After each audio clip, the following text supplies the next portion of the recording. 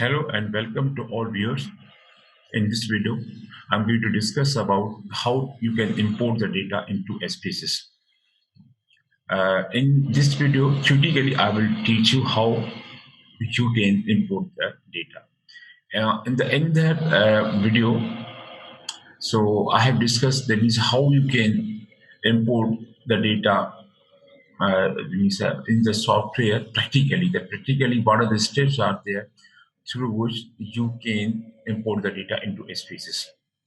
In this video, I will discuss the mainly two type of the data. One is the Excel data into SPSS, and another the data dot date dot or text file into SPSS. So these are the two contents of this video. My name is Dr. Rainbow Sumro, and I'm from Shabnati University, Pakistan. Dear viewers, first of all, you're required to open your SPSS software, and after that, if you want to import the data, then you are required to go into the open, and then we'll click the open. You will this type of the window you will find. In that one, three options are mainly available over there, and third option import data. When you click this menu, it will give you a drop down menu. In the drop down menu, in the first three options are there, which I will discuss in this video.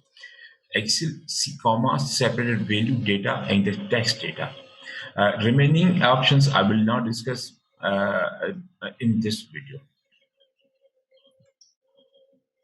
So, dear students, if you have gathered the data online, then the chances are there that you can get data into the Excel sheet or in the Excel form rather than SPSS, because most of the online softwares are there, are websites are there, like the Survey Monkey or such type of the online data collection tools we can call. Our websites are available. Normally, they are providing you the all the data into the Excel sheet. If this has happened with you, then how to call that data, import that data into your SPSS? That sometimes it looks a problem.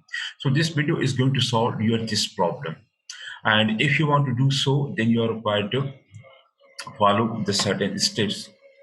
Now, first step is there that the open SPSS and go into the file. Now here, this is the file, and after that one, you are required to go into the open. This is the open, and then if you click this one, then the three different options are there, like the script, output, syntax, and the data. So you are required to open the data, and after that one,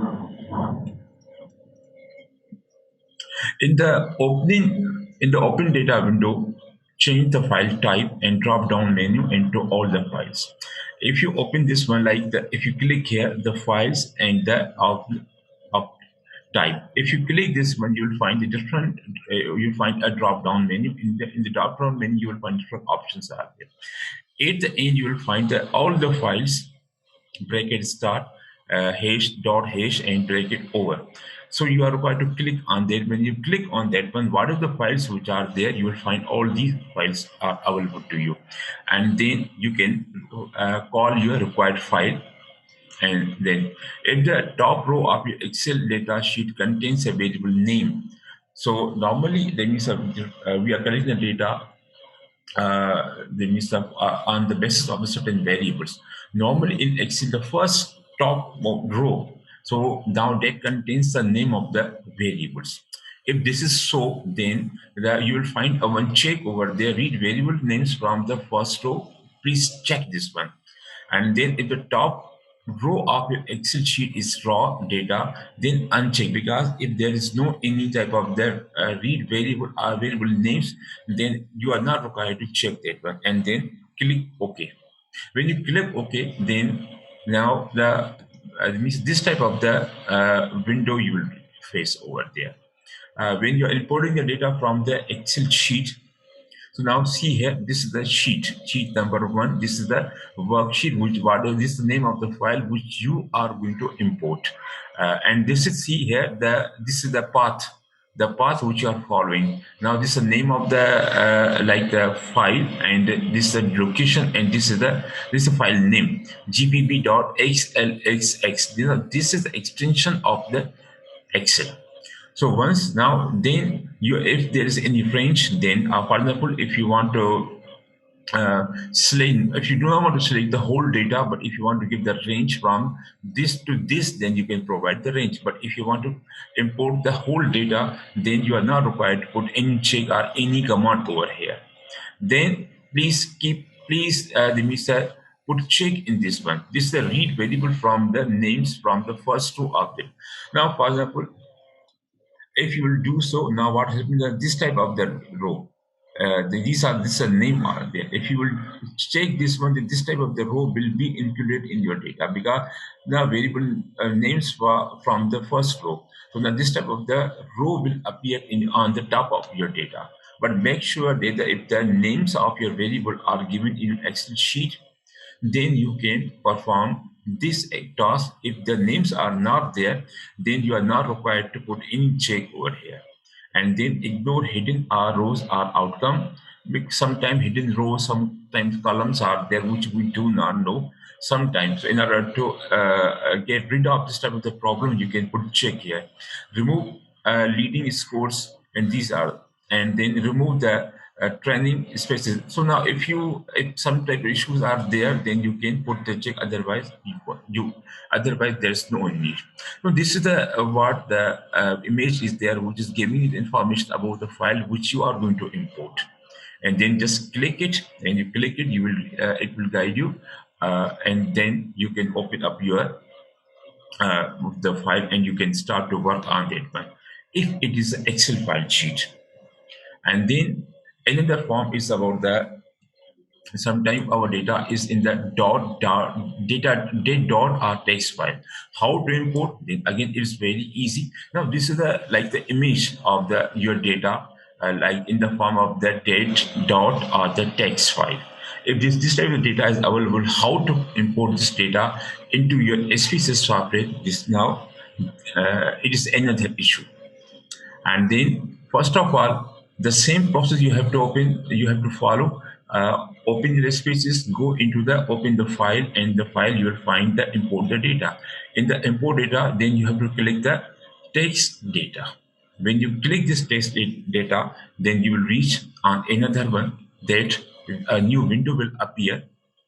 In this window, you are required to give the file which you want to import. Now here, see, I have this file which I want. This is a date file which I want to open here. So now that's why I have selected this one, and then you are required to open it. Click this button. When you click this button, then this type of the window will appear. Now, important thing to note here that when you want to import the data, this type of the data, then normally we are required to follow the 6-step process. Now, this is the text import wizard step number 6 out of the step number 1 out of the 6. So there are total 6 steps are there. This is the first step which we are going to perform right now. In this way, welcome to text wizard. Okay. Now, does your file match the predefined format? If there is any predefined format, then you can click yes, and then you can browse and open up file, find out here the Mr. any type of the file. And if is this not available, then just click on no, and then you are not required to browse any file. Then this is a date type, the of data, and when you call this one, and then this is like the species. In this way, you are converting this data to in this one, or importing this data to here. Okay, so now this is the image of your data which you are calling, and then click the next one. When you click next one, then another step number 2 will appear. In the step number 2 appear, then means how are your variable arranged? How your variables have been arranged? Either they are delimited or fixed with the certain column with the certain space. Our data is delimited data, so that's why we have to click put check on here. And then our variable names indicated induced included at the top of your file. If yes, then okay, click. If no, then click here. So now in this one, our names of the variable are given. So now, so that's why we have to check the here yes, and then it will ask from you on which line. Normally, the names of variable remain in the first line. So that means we have to give it the first. If the name of variable in the some other line like that, the 10 or 20 or 2 or whatever, then you are required to give that number.